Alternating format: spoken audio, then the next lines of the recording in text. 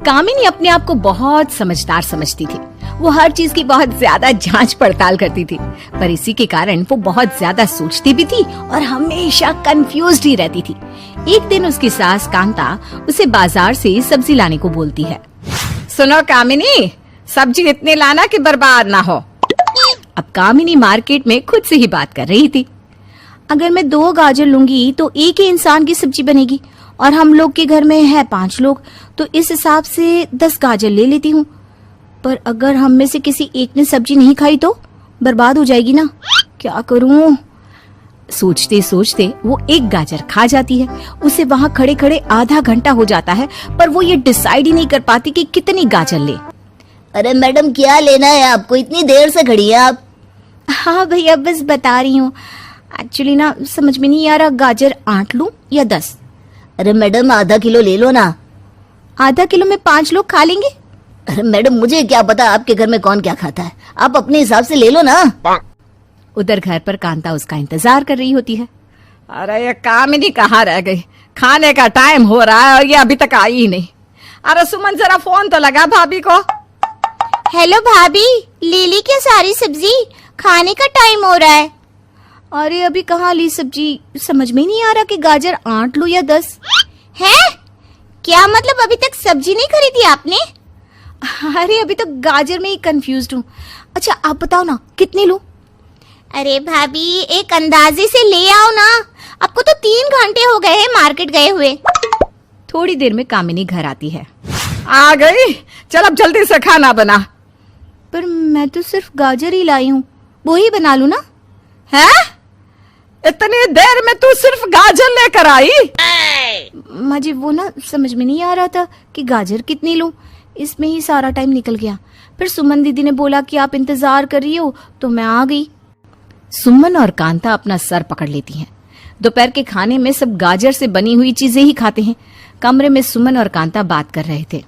ये भाभी कितनी कंफ्यूज्ड रहती है, एक काम करने में घंटों लगा देती है, पता नहीं इनका आगे क्या होगा। ये कहकर दोनों हंसने लगते हैं।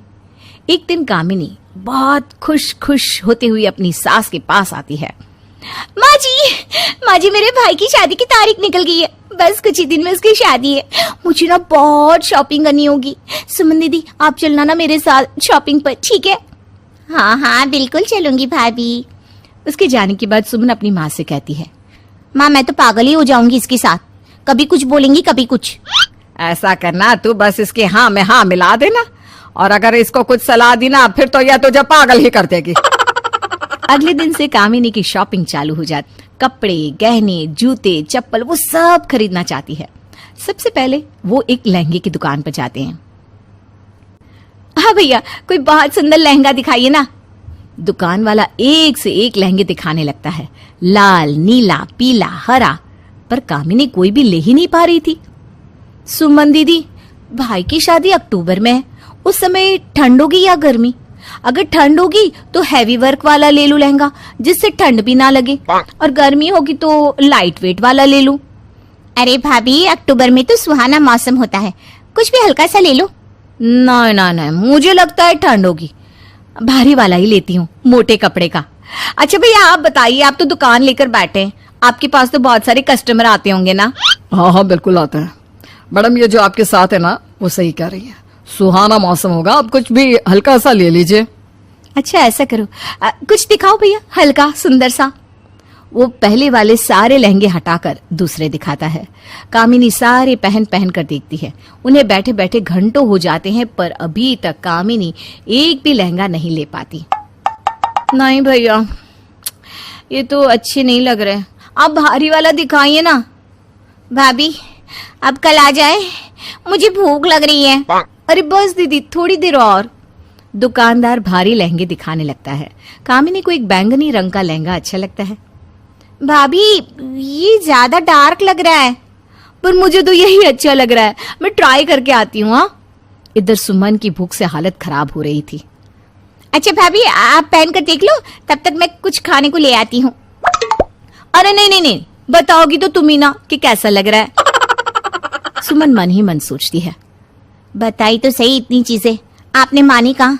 मैं अभी भी बोलूंगी तो आप नहीं मानने वाली। इस रंग के लिए मना किया था मैंने, फिर भी आपने वही लिया पहनने के लिए। कामिनी सुमन को वहां से हिलने ही नहीं देती। थोड़ी देर में वो बैंगनी रंग का लहंगा पहन कर आती है।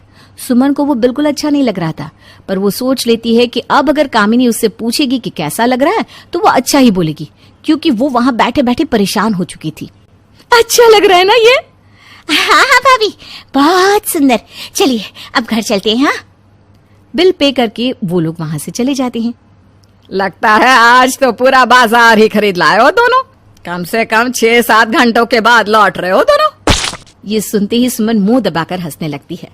हाँ हाँ जरूर। आइए ना, आप भी हमारी शॉपिंग देखिए। ये तो एक ही बैग है, बाकी गाड़ी में है क्या? नहीं माँ जी, ये एक ही बैग है और कुछ नहीं है। क्या मतलब? इतने घंटों में कुछ नहीं खरीदा तुमने? अरे माँ जी, ये देखिए तो कितना सुंदर लहंगा है ना सुंदर? सुमन और कांता एक दूसरे को देखने लगते हैं। बैंगनी रंग का लहंगा बिल्कुल अच्छा नहीं लग रहा था, पर वो सब उसकी हाँ में हाँ मिला देते हैं। रात को कामिनी का पति सुरेश आता है। कामिनी उसे भी खुशी खुशी लहंगा दिखाती है। अरे ये तो बिल्कुल अच्छा नहीं लग रहा। है ना? हाँ, मुझे भी अच्छा नहीं लग रहा, कुछ ज्यादा ही गहरा कलर है ना। ये सुनकर सुमन और कांता चौंक जाते हैं कि कितना सोचने के बाद ये लेकर आई और अब उसे ये अच्छा नहीं लग रहा। दीदी, आप वापस चलोगे ना कल मेरे साथ? अरे नहीं भैया, अब आप ना अपने पति देव को ही ले जाना।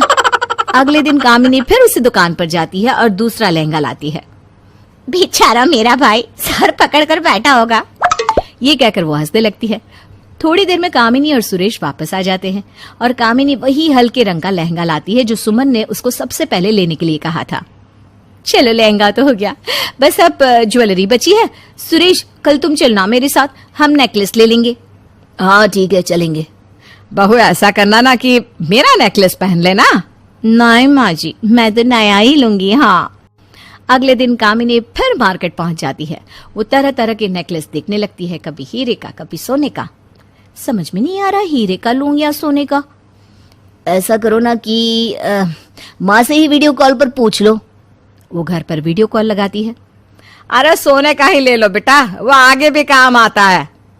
पर माँ जी, मुझे ना हीरे का अच्छा लग रहा है। तो फिर हीरे का ले लो। पर माँ जी, ये भी ना सोने का ही बोल रहे हैं। हे भगवान, तो फिर सोने का ले लो ना। माँ जी, मुझे ना कुछ समझ में नहीं आ रहा। चलिए देखती हूँ कौन सा लेना है। भाई कामिनी जल्दी करो, और काम भी तो है, मुझे ऑफिस का काम भी करना है। हाँ हाँ, बस देख रही हूँ ना। ये कहते कहते वो सोने और हीरे का हार छोड़कर पन्ने के हार की कीमत पूछने लगती है। अरे भाई तुम बस करो, इन दोनों में से ही कुछ डिसाइड कर लो। हाँ ना, सोचती हूँ। थोड़ी देर में वो लोग हार लेकर घर पहुंचते हैं। दिखा दिखा क्या लेकर आए। हाँ हाँ भाई दिखाओ, कौन सा नेकलेस सिलेक्ट किया। तभी कामिनी हीरे के हार का डब्बा निकालती है। अरे मैंने इतना कहा था कि सोने का लाना, फिर भी हीरे का ले आई। वो धीरे से दूसरा डब्बा भी सरका देती है। हैं, इसमें क्या है? सुमन उसे खोलती है तो उसमें सोने का हार होता है। वो दोनों अपना सर पकड़ लेती है। भाई कामिनी, तुम खुद तो इतना कंफ्यूज्ड रहती हो, दूसरे को भी पागल कर देती हो, और आखिर में वही करती हो जो तुमने सोच रखा होता है।